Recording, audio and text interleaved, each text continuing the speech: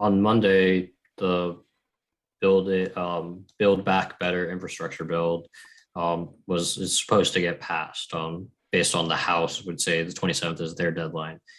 Should I be looking to invest in infrastructure to take advantage of this bill?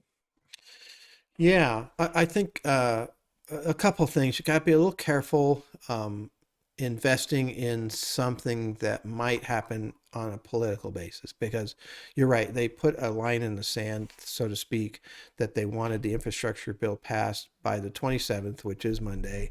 And but they're trying to attach it to the reconciliation package. And I've actually heard a lot of rumors saying that there aren't enough votes to get the infrastructure package passed on the 27th because there aren't enough votes to get through the reconciliation package. So always, when you're dealing with the government, especially Congress, keep that in mind because just it's hard to tell what's going to happen. There are some really great infrastructure. ETFs, exchange traded funds. And one that we have used in the past is a company called BlackRock, which is one of the largest money managers in the world. And they have a grouping of ETFs called iShares. And they have the iShares Infrastructure ETF. And the ticker symbol is IFRA, for example. So we've had that in our portfolios in the past. I think it's a pretty decent way of playing it. It's got a nice broad exposure, but there are specific exchange traded funds. I have no problem with going into those types of things. But one of the things I will say about the market this year, especially since mid February, it has been just rotating around from one thing to another so fast. Infrastructure is hot, but it's only hot for a week or a month, or whereas last year things ran really long. I mean, 6, 12, 18 months we had some trends that were going.